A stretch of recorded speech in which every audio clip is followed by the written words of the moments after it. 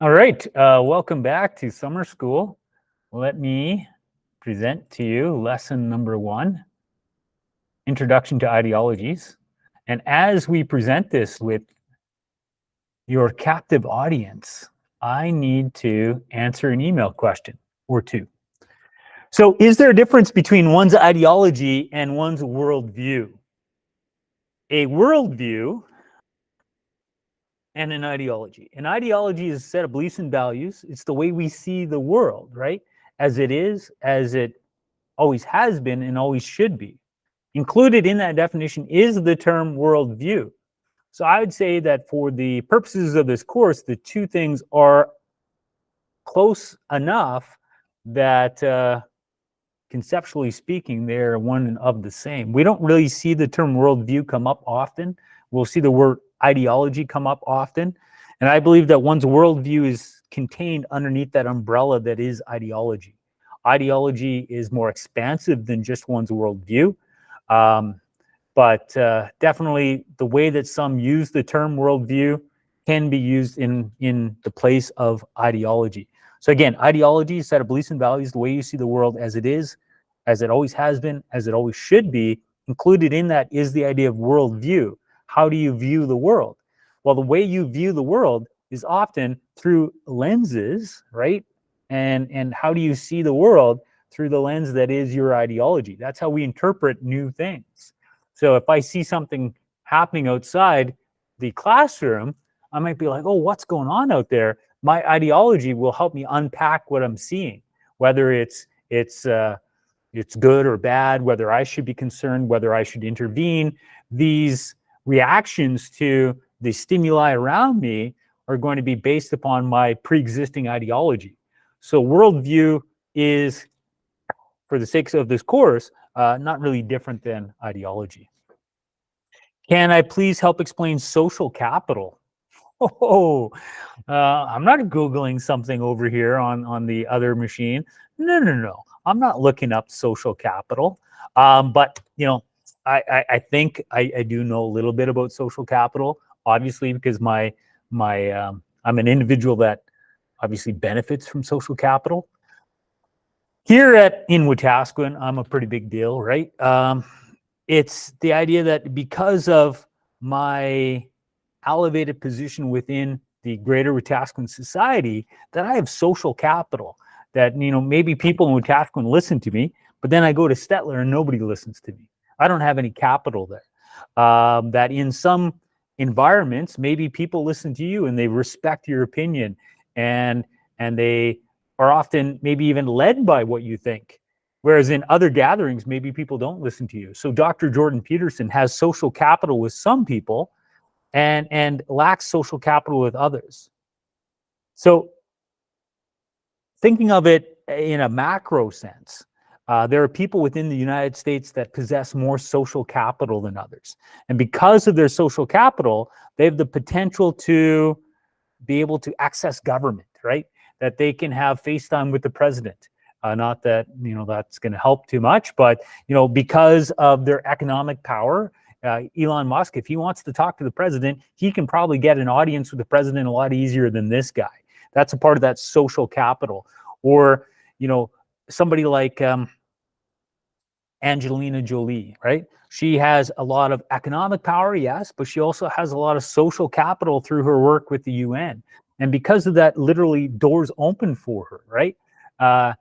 That is a part of the social capital. Access to individuals, access to government, access to resources and favors. You can ask people to do stuff for you, and based upon who you are, they're more likely to do it. So, you know, maybe you get social capital because of something you do during the Oilers hockey run, right? And because of that, now you have tickets to Game 6 in Edmonton. It's like, I would like tickets to Game 6. I can't get into Game 6. But because there's social capital connected to something you've done, people want you at the game. So because of your connections comes opportunity. That's social capital. So we had a question to deal with social capital. I have to be honest, I've never seen the phrase social capital on an exam. But how might you look at social capital? In an essay about who should shape government, you could expose the fact that some have an unequal opportunity to influence government, that there's a social capital that is connected to some of our titans of industry, some of our cornerstones of our communities, that because we value them more, they get opportunities that the average person does not, which seems to be an obstacle in terms of liberalism. We're supposed to be all equal, right? Equal access to government, and social capital makes us unequal. I think those are the only two questions. And the last one is more of a clarity question. So classic liberalism, blah, blah, blah. Yeah. So what we're going to have to do is, when you leave here today, I want you to know more about the concept of liberalism. And the problem with liberalism is sometimes we study liberalism and we start adding a prefix to it. Is it classical? Is it modern liberalism? And that can complicate things. So definitely I'm going to address the next question. And it's a much more relevant question. So liberalism from Social 20, you may remember, is the idea that we should try new solutions to old problems. That's liberalism. Liberalism is a product of the Enlightenment. It's a product of the Age of Reason. It's a fundamental reason why we had the French Revolution.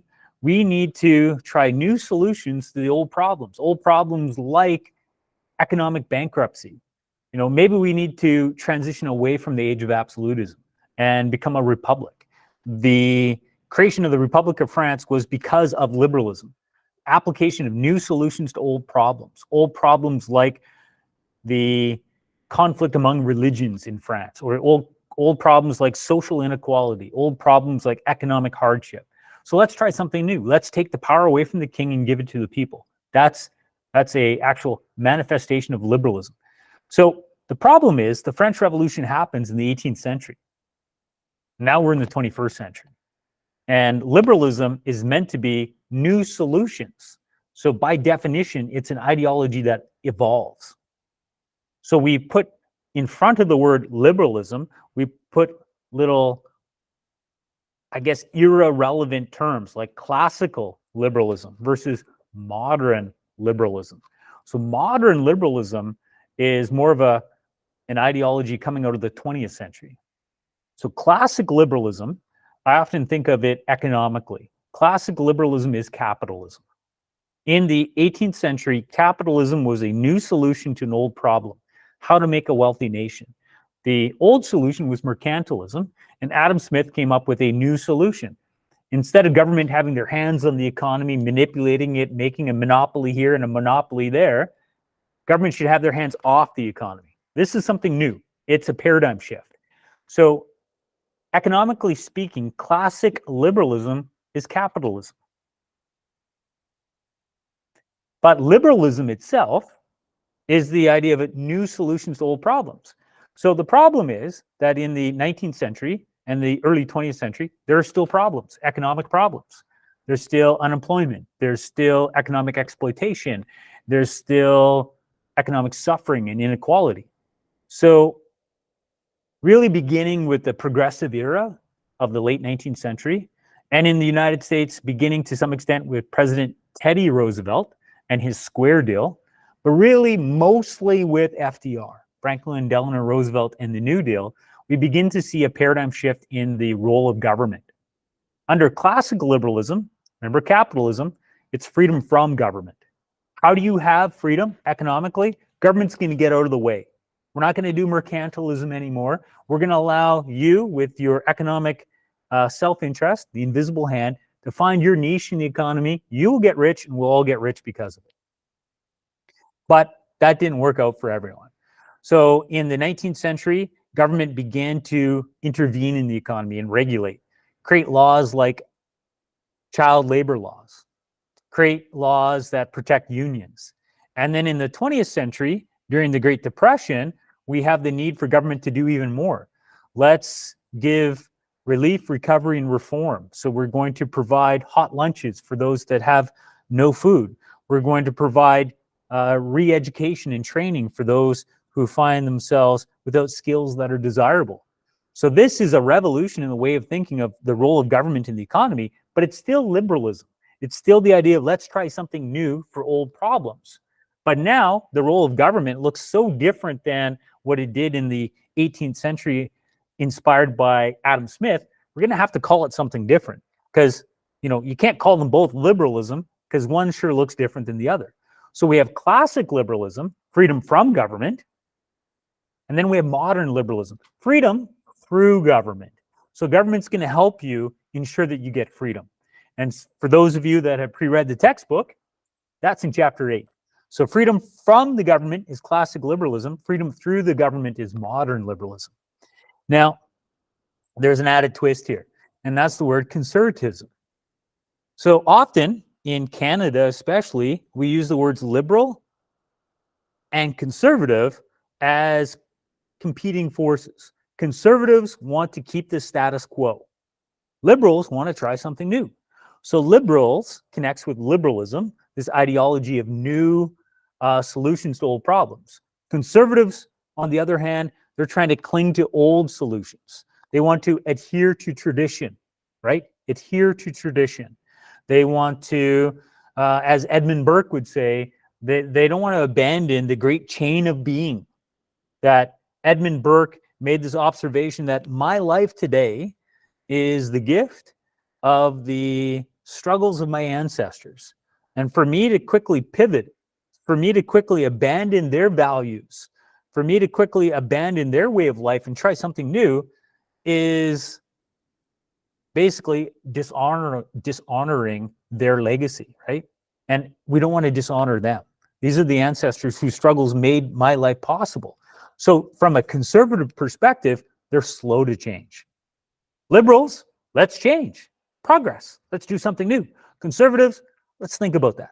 Status quo is working for me. So added in the complexity here, we have classic liberalism and we have classic conservatism. So conservatism in general means let's stick to the status quo. Classic conservatism, like classic liberalism, comes out of the 18th century. We use the word classic there so we know what time period it belongs to. Classic conservatism, Edmund Burke. That's it. That's all you need to know about classic conservatism. Edmund Burke, he's looking at the 18th century. He does not like the French Revolution. He says that the change is too rapid and it's going to unleash violence. The people are not capable of influencing government to that level. Even though he is a politician, he doesn't believe in the will of all of the masses. Not everyone's worthy of expressing themselves politically. And he was right. The French Revolution becomes a bloody mess because majority of people could only speak through violence. Edmund Burke is a classic conservative. Classic conservatives lived in the 18th century and they wanted to slow change down. They resisted the French Revolution and they wanted to somehow cling to some of the greatness that had been a part of feudalism, like social inequality, like the lottery of birth. But just because you're conservative in the 18th century, Edmund Burke, doesn't mean that conservatives today would value the same things. That's the problem with these terms like liberalism and conservatism. That's a part of lessons 1 to 4, in that these terms evolve. So a classic conservative in the 18th century and a conservative today might not be, in terms of values, they might not value the exact same things. So we have to put a word like modern conservative or progressive conservative. We used to have a party in Canada called the Progressive Conservatives. So what does this actually mean? Well, for example, today, even most conservatives understand that, people of same sex can be in a relationship and can marry. Whereas in the 18th century, that was not legal, that was not moral, and it was basically just a sin, right? It's a cardinal sin. Or even some of the most conservative people in Canada think that women are people. They are also people. Whereas in the 18th century, even many liberals didn't think women were people. They didn't have the same rights of men. So there is a Declaration of the Rights of Men, man and citizen, created in the French Revolution. Danton, Desmoulins, Robespierre, they create this document of liberty, and they give it to each other, but they don't give it to the women. The women tried to create a declaration. The men said, forget that. They were liberal, but they weren't that liberal. They didn't want to see that much change in 1789. But even conservatives today, they might say, you know what? Yeah, women get the right to, leave the house, freedom of movement. Women should be allowed to join associations. Women should vote. So a conservative today, and this is the bit of the paradox here, a conservative today may be more liberal than some liberals then, because ideologies evolve. And what is seen as acceptable in the 21st century has had, 200 plus years, nearly 300 years of growth since the French Revolution. So the second question I was asked was to talk about the difference between classic liberalism, classic conservatism, modern liberalism, modern conservatism, and classic and modern always comes to the time period. Classic at the beginning really should make you identify, this is about the time of the French Revolution. And beliefs and values have changed a lot since then. So it's hard to contrast a classic conservative and a modern liberal. It's easier to compare classic with classic. But generally speaking, a conservative doesn't want change in whatever time period they're in, and a liberal does want change. But the reality is that the status quo of 2024 would be seen as very liberal to people living in 1789. Maybe too liberal, maybe too radical, too much change, because we've changed a lot. So those are the couple of questions that I had to answer that were emailed to me. And I just spent 17 minutes on it, so hopefully I did an okay job. So again, if in the assignment of the day, there's something that just is troublesome, it's always important to give me an email to say, can you do a deep dive into this? Tomorrow, we're going to be looking at chapter 4, which, along with chapter 6, is the key chapter for the economic unit. So in chapter 4, there's not quite a third of the course. So that's a huge chapter.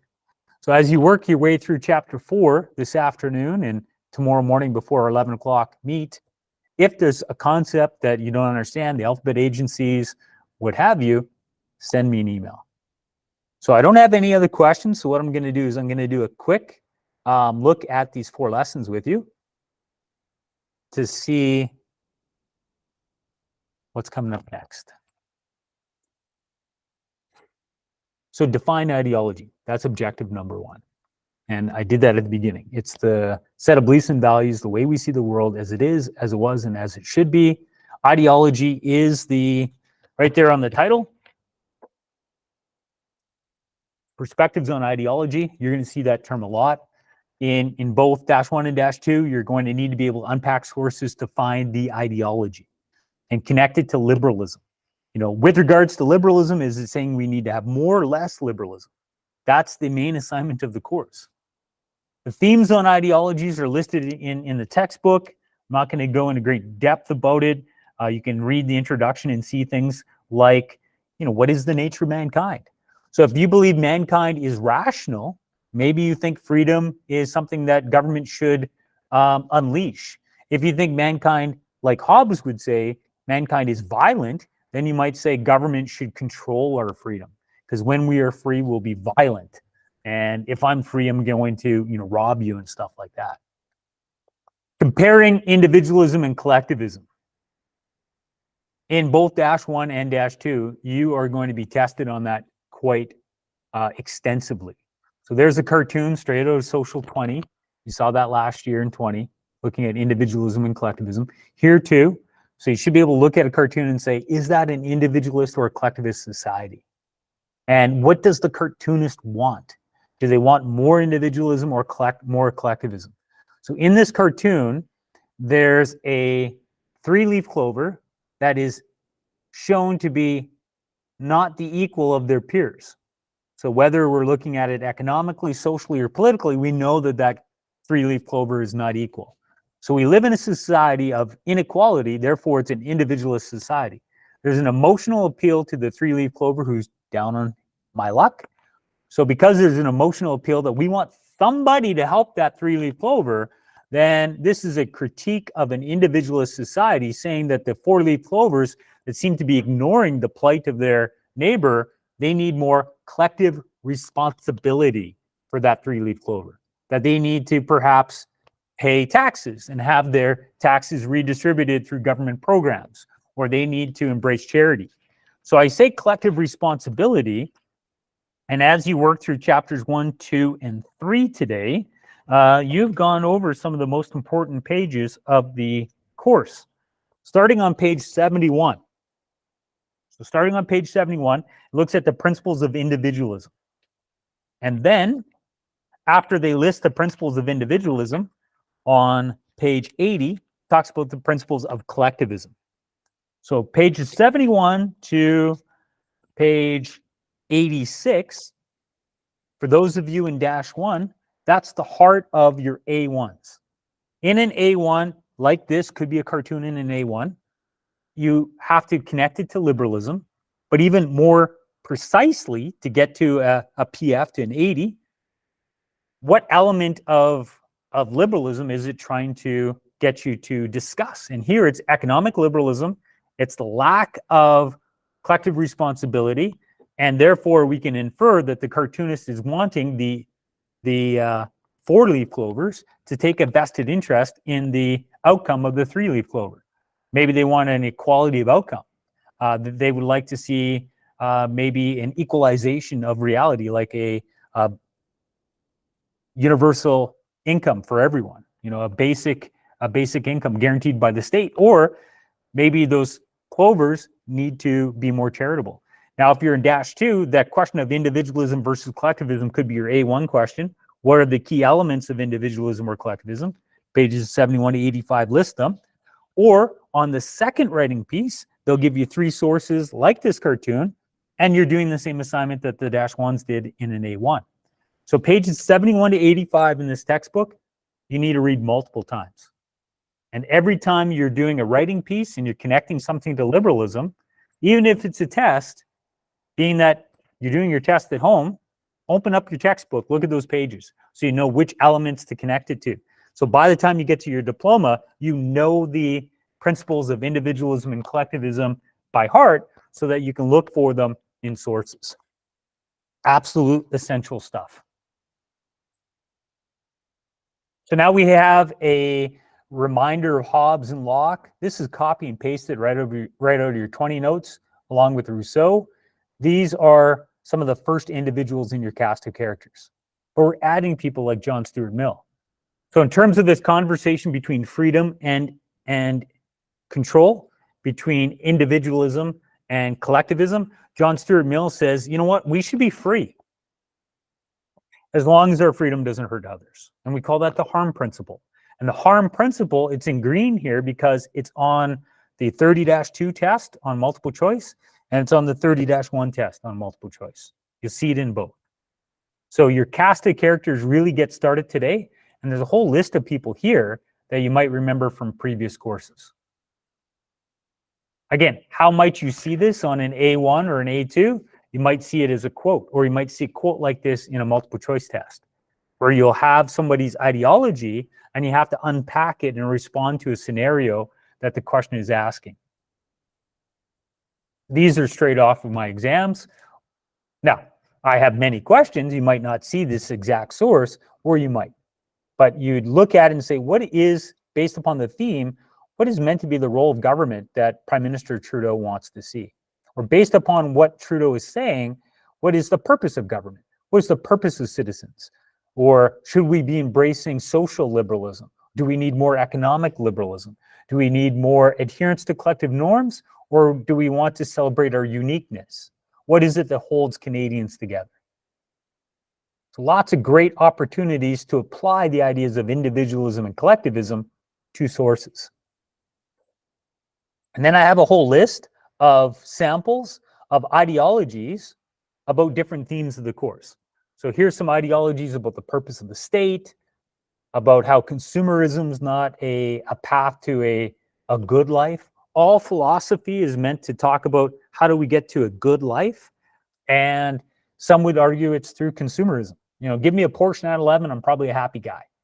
But Others might argue, like the cartoonist here, consumerism is not going to unlock happiness. So I've included some cartoons, I've included some quotes that look at different recurring themes of ideologies. And by looking at them, we better understand, well, what is an ideology? It's thoughts and beliefs about the world, right? So this cartoon is showing us some thoughts and beliefs about the purpose of life. Is it to work harder, make more money, and buy some more stuff? Not from the perspective of that cartoonist. We're just like rats stuck in a cage. Lots of different examples of ideologies here. When might you use them? You might use them on a writing piece. I love this one from the Justice League, from the cartoon series. And it looks at Lord Batman from an alternate reality where the Justice League have become more controlling. Law and order, everyone must, law and order, everyone must submit to the authority of the government. And Batman, who believes that there's limits. Batman says we never kill. Lord Batman, not so much. So there's this dialogue. Think about it, a world where there's no crime, no victims, no pain. And then the Batman we know says, and no choice? Who elected you anyway? Who elected you? The problem with democracy is it doesn't keep you very safe. It has other virtues, but you seem to have forgotten them. I didn't forget. I just chose peace and security instead. You grab power. And with that power, we've made a world with no 8-year-old boy will ever lose his parents because of some punk with a gun. So the reality is, in Vlad the Impaler's Transylvania, you could put a golden chalice in the middle of a public square and no one would steal it because everyone feared Vlad the Impaler. They knew what would happen if they're caught guilty of theft. That's Hobbes's view of the government, ideal government, is because we are violent by nature, we must be intimidated, controlled by the state. That's very politically collectivist. Whereas an individualist would say, where's the freedom in that? Here are some other themes of ideologies: environment, nationalism, change, resistance, capitalism. You don't need to memorize these. The ones in green, you should know more than the ones just in black. I would read through these one time just to see if you understand what's being said. Lots of rants there. Here's a cartoon about liberalism. You know, is it saying we need more or less liberalism? It is suggesting that free speech is going to destroy democracy. It's using the Twin Towers of New York City in this satirical analogy of 9/11, and it's saying that, you know, the true threat to American democracy is free speech. It wants limits on free speech. Interesting perspective. There's that chart that those of you that had me in 20, we saw. This really probably does the best job of defining collectivism versus individualism. This is, like pages 71 to 85 of the textbook, this is a must read and a must understand. That at the end of today, you need to go away understanding that collectivism is one ideology, individualism is a separate set of ideologies, and these are the different worlds that they'd like to create. We must be able to contrast them. Whereas one, individualism likes privacy, the other one, collectivism, likes conformity. Things like that. These are some samples of how you might get tested on it in cartoons, in essays, in multiple choice. And I keep adding to the document because individualism, collectivism is a struggle that's not going away in society. So that was lesson 1. I'm going to switch over to lesson 2. See if I can actually do that. No. I could present something else. Next time. I'll be better next time. Let's go to lesson 2. What is liberalism? Again, the basic definition is right there. Something new. We have old problems, but rather than trying to preserve tradition, but this is how we've always done it. It's like, no, we haven't been able to resolve this problem. So rather than doing the old solution, liberalism, let's try a new solution. Liberalism is about attempting something new, about progress, about innovation. So innovation can be good, but with innovation, with change, sometimes things are discarded. And that's what makes conservatives a little uncomfortable. We must understand the birth of liberalism. We learned that in Social 20 with the Renaissance, with the Enlightenment, and some key characteristics of liberalism, including criticisms. Why wouldn't people always embrace it? So term project-wise, I've said we need a cast of characters and a glossary of key terms. There's another term project. And I know you're like, you know what, I'm about to tap out. That's too much. Well, if you're about to tap out, then you might want to tap out sooner than later because this is only day one. But what you need to do is create a document that looks at liberalism, but looks at it economically. So we're going to call that capitalism. We need to create an inventory of arguments and evidence that says capitalism is good. This is evidence and arguments that we would use to defend capitalism. And then the opposite. These are arguments against capitalism, and this is evidence that capitalism doesn't work. So like an argument against capitalism might be that it creates inequality. And an example might be some sweatshop exploitation. Nike pays people 10 cents an hour to create shoes in Indonesia. So we need to do arguments and evidence in favor and against capitalism. And then the same thing with the opposite of capitalism. The collective side of economics is called socialism. So we need to create a document where you have these are arguments that socialism is good. These are arguments socialism doesn't work. And this is evidence for both. And certainly employ ChatGPT to help you out if you need it.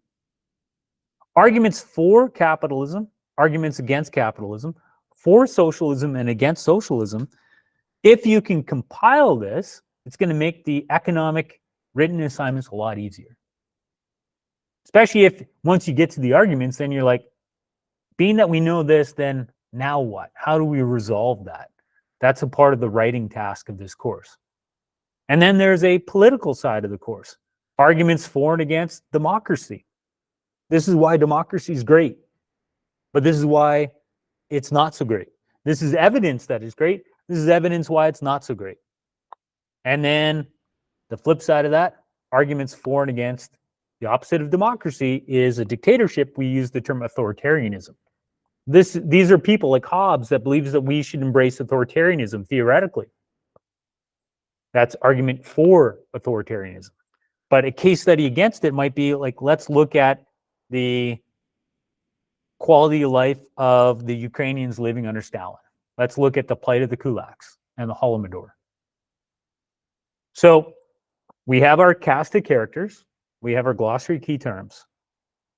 To really unlock greatness in your writing assignments, you need to create notes, but you need to have notes with a purpose. Purpose based upon assessment in the future. In the future, you will be putting democracy on trial. Why is it good? Why is it bad? You'll be putting dictatorships on trial, good and bad. You'll be putting capitalism on trial, good and bad. And you'll be putting the collective version of economics, socialism, on trial, good and bad. As you go through your lessons, take note of these things. And that's what we're doing here. So there's some great notes about Hobbes. This green stuff could be put on the we need a authoritarian state. And it's okay to copy and paste. That's why we have digital technology.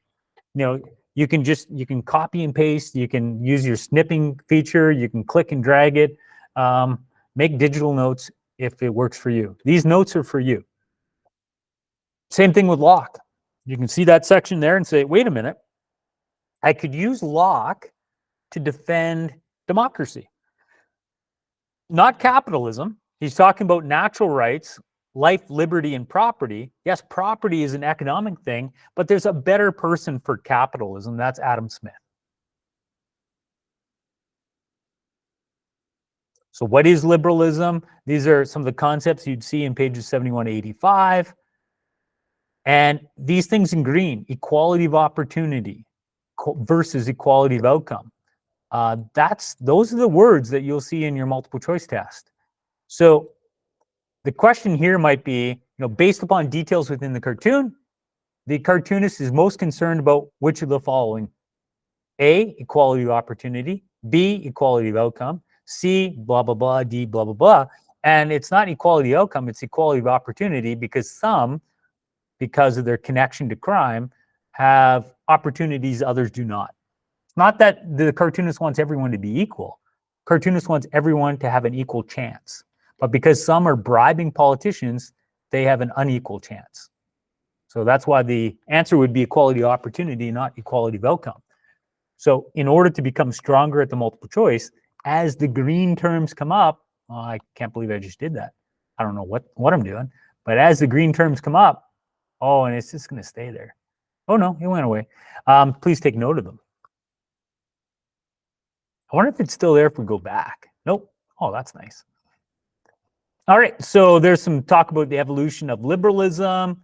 And finally, we get to what might be the most difficult part of today's lesson, and that's the spectrum.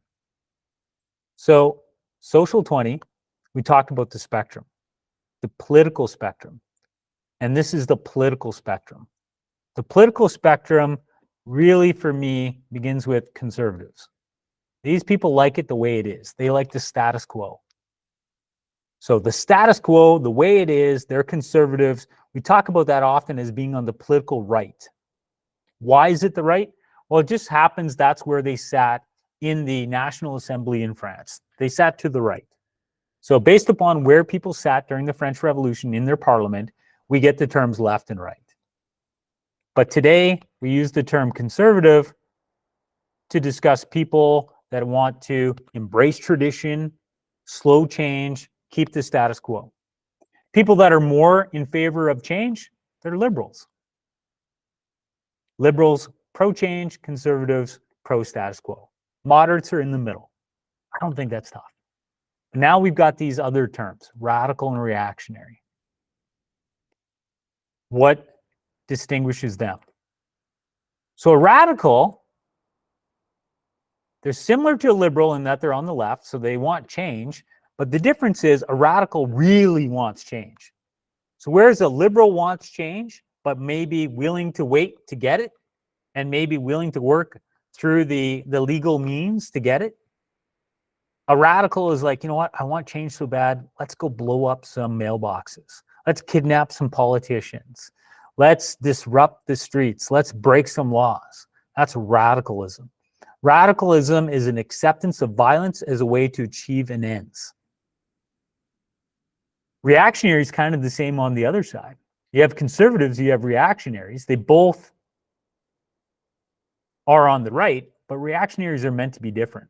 Conservatives are not meant to embrace violence as a means to an end. Reactionaries embrace violence as a means to an end. But there's another nuance of difference between conservatives and reactionaries. Conservatives like it the way it is. Liberals want to go in a new direction. Radicals really want to go in a new direction. Reactionaries aren't violently committed to as it is. Reactionaries want to go back. So this is the way it is. These guys want to go backwards. These guys want to move forward. So these guys, reactionaries, we often talk about fascists. So Mussolini, 1922, marches on Rome, seizes control. He wants to reestablish the glory of the Roman Empire. He wants to go back to the glory of Rome. That's a reactionary thing. Reactionary. Reactionaries want to go back to a glorious past. They're willing to use violence to get there. Now, you absolutely need to know the political spectrum, but unfortunately, there's also an economic spectrum. So it begins to become a little more complicated. Now, economically speaking, on the right side, we have freedom, capitalism, and on the left side, we have control, socialism. Well, that's not hard. So Adam Smith is on the right, economic freedom, little government, self-interest, small government, right? Economic control, bigger government, maybe lots of taxes, a lot of government programs. Taken to an extreme, this begins to look like socialism, authoritarian socialism. Taken to an extreme, this begins to look like a laissez-faire economy. But what we have here is a quadrant, because just because you are in favor of capitalism doesn't mean all capitalists are the same. You might be a capitalist who also believes in democracy, USA. Or you might be a capitalist who also believes in a dictatorship, fascist Germany. You might be a socialist that believes in a democracy, Sweden, Denmark, the Nordic examples. You might be a socialist that believes in a dictatorship, Stalin's USSR. So because there's an overlap of politics and economics, we have not just a spectrum, but we have a grid. So by the end of the course, we will study authoritarian socialism with the USSR. That's in chapter 5, but we have lesson 13 for you. We'll study authoritarian capitalism with fascist Germany, also chapter 5, but we have lesson 14 for you, lesson 14A and B. We have democratic capitalism, which is the United States, and we don't really have a great example of democratic socialism, but compared to the US, we're a little more socialist. Here's the Canadian parties. Conservatives are on the right, Liberals are kind of left to center now, and the NDP and the Green are to the left of them. And then the lesson just repeats and goes into more and more detail. Here's some notes. The textbook's going to talk about Luddites. Luddites is an example of a reactionary group. Luddites did not like change. They wanted to go back. They used violence to go back. They broke into factories. They smashed the machines, trying to reestablish the old economic order. That's an example of reactionaryism. Chartists are liberals. Liberals who want the government to respond to the challenges of economic individualism, of capitalism. They want the government to address exploitation of children. So Chartists believe in liberalism. Luddites do not. Luddites want to replace liberalism and go back. Chartists say liberalism's good, but it needs to continue to evolve. That we need government to be more invested here. Government needs to create legislation so that we can overcome the natural exploitive nature of mankind.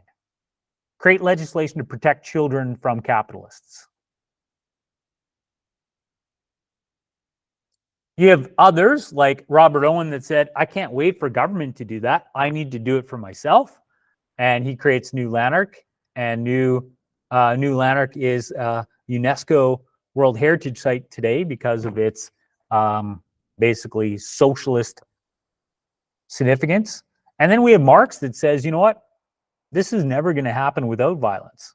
So whereas the Luddites are reactionaries, using violence to go in an old direction, Marx is saying we need to use violence to go in a new direction. So one way to understand the spectrum is to be able to apply people to it. Here's the values of conservatism. And again, classic conservatism, you're only going to get tested on Edmund Burke. He's your guy. Now that I know how to draw on this, I can't stop doing it.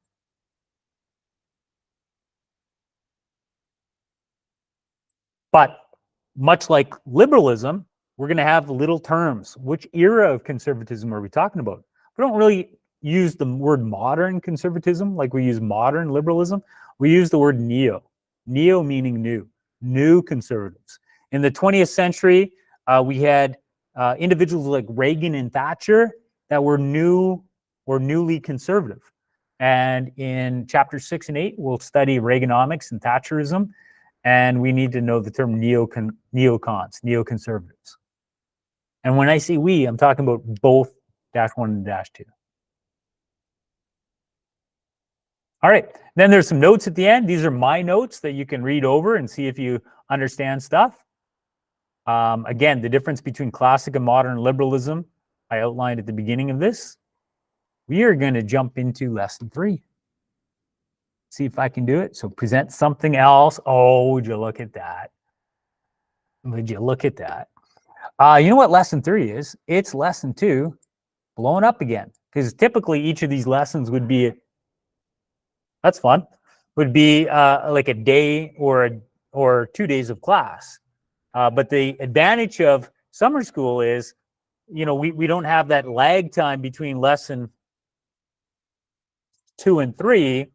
So you don't really have to review as much. So there is an efficiency in summer school that I really enjoy. So much of lesson 3 is just a, hey, you guys, you may have forgotten things over the weekend. Let's go back to lesson 2. So it's all the spectrum again, left and right. Now, I have to caution you, province-wide, it's like students come to class for the first day, and then they write the diploma and they forget everything else. Students overuse the terms right-wing and left-wing, especially when they're trying to label a ideology. That's a left-wing ideology. That's a right-wing ideology. It's more accurate to label stuff individualist or collectivist, or liberal or non-liberal. Using left-wing and right-wing often shows a generalized understanding, or at times a confused understanding. Generalized is 60, confused is 40. So even though we're spending time today to talk about the spectrum, and you will have some spectrum questions on multiple choice, don't overuse it in terms of labeling stuff, because that is too simple. But here again, looking at the different placements on the political spectrum, you can see it's the exact same notes. Exact same notes again. That's because of the need to review. Here's some stuff that is going to be coming up when we talk about modern liberalism. We're going to look at Keynes and the New Deal and demand-side economics in Chapter 4, and then Reagan and supply-side economics in Chapters 6 and 8. This doesn't have a green box around it. So what does that mean? This does. Well, we probably should be comfortable with what's in it. This doesn't. That's extra content. That's extra content. These are some sample questions taken from 30-2. So now you're looking at some ideologies, and it's like, well, which one's conservative? That's how you get tested on this. You would see a very similar question in -1. Sometimes the assessment is quite parallel. It is very parallel. It's usually the writing pieces that are a little bit different. Cartoon analysis, how the US sees themselves, how the rest of the world sees it. So apparently the rest of the world says, you know what, Democrats and Republicans, you're both right-wing, but you guys think you're so far apart, you're really not. And that's it. That's lesson 3. Again, not a lot there, just a repetition of lesson 2. And then present something else. The last lesson in the day, are we going to do it? Are we going to get through 4 lessons? Again, it's going back to that spectrum and saying, where did we get this from? The French Revolution. So there's some talk of the spectrum through the revolution. Much of this is a recapping of Social 20. In 30-1, you might want to be able to connect ideologies to hypothetical stuff like Orwell in 1984. You don't really need to do that in 30-2. But sometimes when asked, somebody says to you, what's your ideology? People might say, you know what? I can tell you what I don't like. And that's what Orwell did. He's like, you know what? I can tell you what I don't like. So 1984 by Orwell, Brave New World by Huxley, right? Both of these authors said, we're going to create a dystopian worldview or a dystopian literature. And in it, there's going to be a government that is so poisoned, it's going to show us what we should try to avoid. And that's the idea of dystopian literature. And here you have a cartoon that many people find Orwellian, with the government watching you, a lack of privacy. There's a quote by Edward Snowden about how naked we are in front of government, how we've lost privacy. Privacy is one of those values of individualism. So if America sees itself as an individualist first society, then in a post 9/11 USA Patriot world, they're losing their foundation, that they are being exposed to government and surveillance like you would see in a non-liberal state. And when you see a liberal government, a democracy, behaving like a non-liberal government, you would expect to be watched in China because they have a dictatorship. But you don't expect the government to be watching you that much in America, because in America you have the Fourth Amendment, privacy from government. When the government violates the Constitution in a democracy, we have a special word for it. And this word comes up in both -1 and -2, and it's illiberalism. And illiberalism is one of the most misused words, because people will go and say, oh, Stalin was illiberal. No, he wasn't. He was non-liberal. He didn't pretend to be a leader of a democracy. Illiberalism has to be a country that is pretending to be a democracy or is a democracy, but it begins to behave like a dictatorship. So the FLQ crisis in Canada and the War Measures Act, or even our recent emergencies decree stopping the Freedom Convoy, those are illiberal ideas. Government in a democracy begins to take people's freedom away. That's illiberal. And we'll have the entire course to wrestle with that term, but that's coming up there. This is an example of illiberalism. They have the Fourth Amendment, privacy from government, but in the United States, because of the USA Patriot Act, their privacy has been taken away. The government can see all that they're doing. It's exposing the illiberal response to 9/11 in the United States. Both -1 and -2 see this all over their exams. So we want you to be able to leave here today knowing more about individualism and collectivism. One nuance of it is economic. So here we have a lone parent who has gross earnings of 85.6, and that's euros, right? Or pounds. It looks like euros. Sure. Euros, 85.6 euros, but also gets a working tax credit from government, also gets a child tax credit from government, gets a housing and council tax benefit from government. So there's 3 layers of government assistance, bringing this lone parent up to $486.59 or 486 euros a week. And then you have this couple over here. There's their gross earnings. This is their tax and national insurance. This is their take-home pay. They don't get as much assistance. And in the end, they have about as much coming into their house as the other person. Now, they're meant to live in the same country. But what it's showing is that there's a government assistance provided for this person because of their reality that is not provided at the same level for this person because of their reality. This person works 16 hours a week. They can't run a house on that. These 2 people combined work 116. So in this society, they take income from those who work and give it to those who do not to equalize the standard of living. Because there's this equalization, we can infer that this is a society that embraces a responsibility, that these children are her responsibility, but they're also their responsibility. They have to care for their neighbors' kids, and they do that by paying taxes. That there's a collective responsibility to ensure that everybody's above the poverty line. And because of that, government has created programs to provide relief and recovery and freedom through government. So this shows a modern liberal or even a socialist society, how the system favors single parents. But based upon this term favors, if your mom and dad favor a sibling over the others, in that word favor, we can unpack the idea that, that's not fair. If somebody's favored, it might not be fair. So the way it's titled shows that this source the agenda of it might be to question this. Why are they working 116 hours a week? That's in bold. She's working 16 hours a week, and their lives are basically the same. Maybe there's too much government, and as a consequence, too much taxes.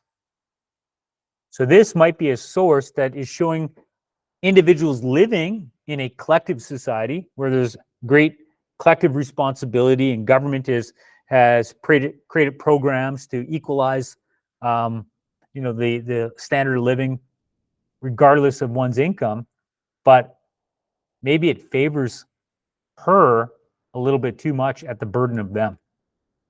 So it's that type of skill that we'll need to do as we unpack sources this year. You have to get a job, get married, or own a corporation to get welfare in this country. But the wealthy guy gets welfare. This is a rejection of of governments that only provide assistance to corporations and not for those actually in need.